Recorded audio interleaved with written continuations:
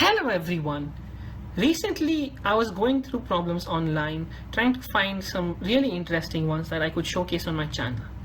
I found this really cool problem from the 1982 IMO. It's a completely geometrical problem, but using some simple principles from vectors I was able to find a really easy to digest solution. So I wanted to showcase that on my channel today. Now the problem states that the diagonals AC and CE of a regular hexagon ABCDEF are divided by internal points M and N respectively, so that AM upon AC is equal to CN upon CE is equal to R. So determine R if B, M and N are collinear. So we just have to find this ratio that is R, which also we have been given that is equal to AM upon AC and equal to Cn upon C as here. So this is our key fact we have to use. Now we should always try and draw the problem. I always found that drawing the problem should always be the first step in a geometrical question, because it makes things much easier, gets things off your head and on paper, so you can think about different parts of it concurrently rather than focusing on visualizing it. So before I really start, I want to credit GeoGebra for the graphs. I made all the graphs and the drawings myself, but I used GeoGebra to create them. So I just wanted to credit that. So as you see, you first draw the hexagon ABCDEF, and you can make the line AC as such, and then you have to obviously make the line CE. So it's as such. Now we have to make B, M and N. So we can just choose some points just for visual representation, and it appears as such. This is not 100% exact, but it does give the idea. So we have that B, M and N are all collinear, so they all must lie on the same line. So you could draw something like this. So now we have a lot of pictorial information. So I would recommend you people try to solve the problem first on your own, using whatever method you feel you're most comfortable with. Then you could watch this video. If you still watch this video to find the entire solution, then or you could watch the entire video to confirm your solution. Now that we're back, the solution that I use, as I said, is completely based on vectors. So before I start, I would like to introduce the ideas. If you already know a lot about vectors, you may want to skip a few minutes ahead. So the first and the most important thing that I used was the section formula in vectors. So let's just assume we have AB and AC. AB being this diagram, AB and AC, and let's just assume that A is the origin. A is the origin just temporarily. So AC we can denote as C and AB as B. So this is the vector. This is the vector C, and this is the vector B. Now we have so what we could assume that this length CD, this length over here, is M.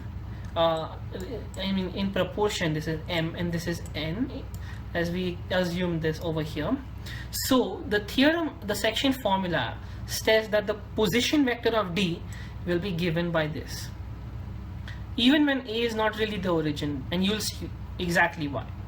So we have that N into CD. Since we can cross multiply over here, we get N into CD is equal to M into DB, and we get that N. So since CD can be written as AD minus AC, and DB can be written as AB minus AD, we obtain the following equation.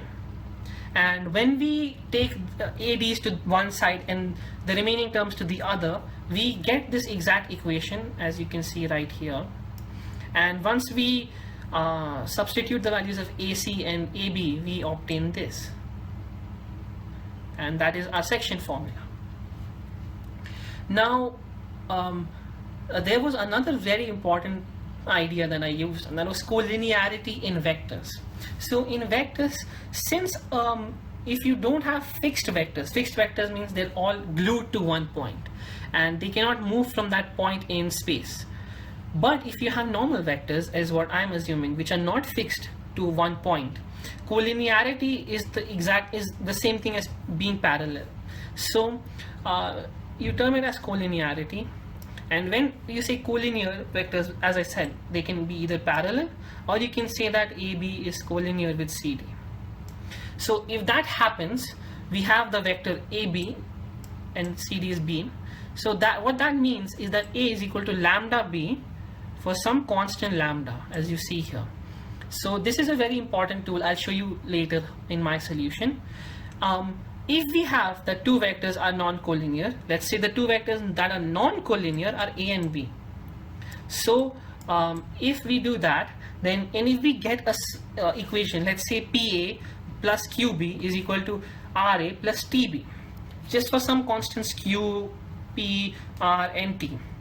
Now, why is P equals to Q and Q equals to T? Why does this imply that? So the reason is, we can take the A's to one side and we get PR into A is equal to T minus Q into B. But that implies, since we can just divide this side over here, we get that A is equal to some constant mu into B, where mu is obviously T minus Q upon P minus R. But this would imply that A is equal to mu B, which means that A and B are parallel, but or collinear. But we assume that they are non-collinear. So that must mean that P minus R is equal to 0 and T minus Q is equal to 0. I'll just write that these are not 0. Then that's when it makes more sense. So since A and B are also not 0, that means that the coefficients to these two terms must themselves be 0. So P minus R and T minus Q are both 0. That's why P is equal to R and Q is equal to T. So that's how you arrive at that. Now that you have all this information, take some time to solve it. You should aim to solve it in about 30 minutes, since now you do have a good idea. So now you're probably back, and I'm going to show you my solution now. Just before I give this out, I searched a bunch of different sites and I could not find this solution. So I will be uploading this probably on AOPS. So you can find this there maybe a few days later. So the solution. So let's just say that B is the origin. Now I'll explain why I chose B.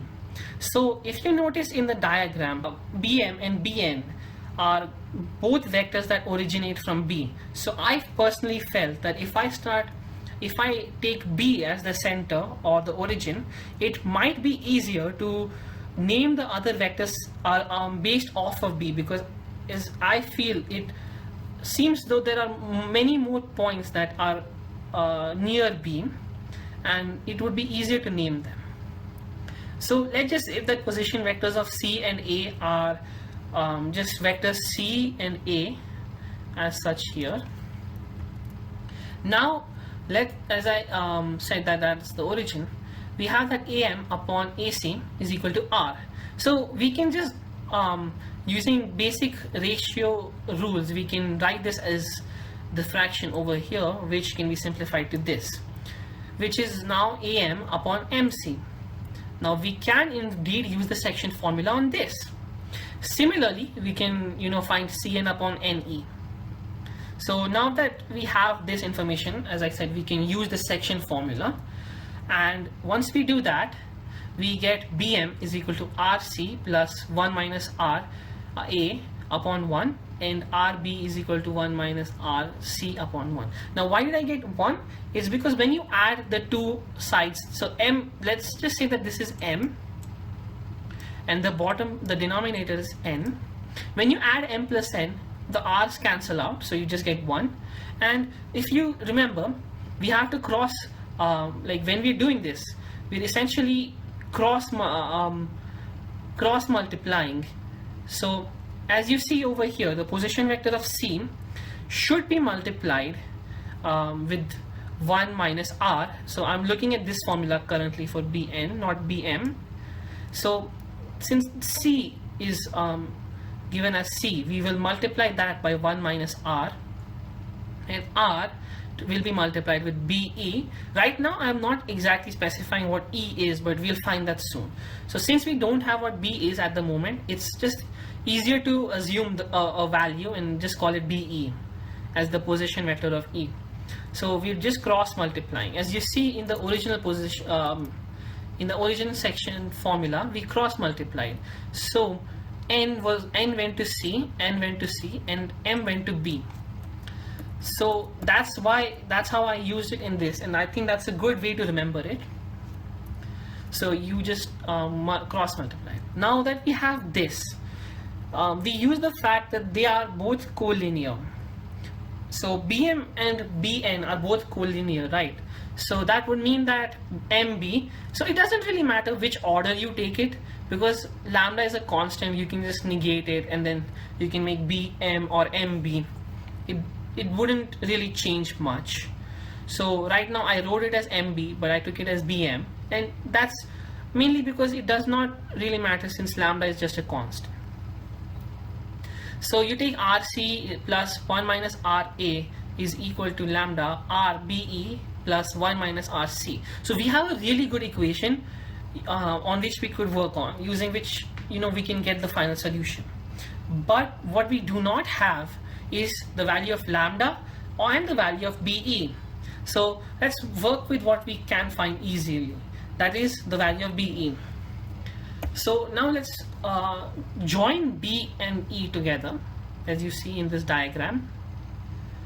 And once we have that, you may notice that the center, these two lines seem parallel, right? So we can also connect this to the center O. And as you notice, BE and CD are parallel. So, but what is the length of BE? Let's try to find that. So now let's just forget everything else and just focus on this. Now we know that the angles in a hexagon are 120. So this whole angle is 120, but this individual angle is 60 degrees. And this is also 60 degrees. So it means that all these triangles, GED, GCD and GBC, they're all equilateral triangles. So this is equal, this is equal, this is equal, this is equal, this is equal, this is equal, this is equal. This is only a consequence of the fact that ABCDEF is a regular hexagon. That's how we can derive this. So as you see, we have that BE is actually twice of CD. So we have that BE is equal to 2CD now. Now we can try and solve it. So as you look here, if we use the vector model, BC plus CD plus DE, now D is just A, so C plus CD plus A is equal to BE. Now I'm going to use that. So BE is equal to A plus C plus CD. But combining these two facts, we can easily obtain that CD is equal to A plus C, which means that BE is actually 2A plus C. So now we even have the value of BE. So we put that back in our original formula involving R and lambda, and we get this. So now we get this value here, since we have plugged in BE over here. And when we just expand this and simplify it, we obtain this following equation. But now recall the other fact that if we have two non-collinear vectors, C and A are definitely non-collinear. So since we have C and A non-collinear, and we can compare the coefficients to each other and say that they have to be equal. So we get that the coefficients of C, which is R, and lambda R plus 1, which is over here, and the coefficients of A, which is 2R lambda and 1 minus R, they're all equal. So we can get that lambda is equal to 1 minus R upon 2R just by dividing this other side by 2R. And now we can plug the value of lambda into this. So when we plug it into this, we obtain the following. So we obtain this equation here, and since we can cross multiply again, we get 2r square is equal to 1 minus r square. And for the big reveal, we solve this quadratic and we get that r is equal to 1 upon root 3, and that is the entire solution. So yeah, I'm pretty sure that vectors made the solution quite understandable. Not only did the solution using vectors use very elementary formulas from 3D coordinate geometry, or even just normal vector algebra, we were able to solve this complex looking solution in a very few steps. So this completely illustrates the power that vectors have, even in classical geometry, a place where we don't really look for vectors. So I hope you guys learned something about vectors in this video, and I really hope that you use vectors as well if you're really stuck on difficult problem. Vectors do have incredibly many uses. I really hope you enjoyed this video. So please like and subscribe this video. Subscribe to my channel as well. I'm going to be posting a lot of videos, a lot of difficult problems, and I will be explaining a lot of different ideas as well and why they work. So please stay tuned to my channel and keep the notifications on so you know when I'm uploading. Thank you so much for watching. Stay safe and have a good day.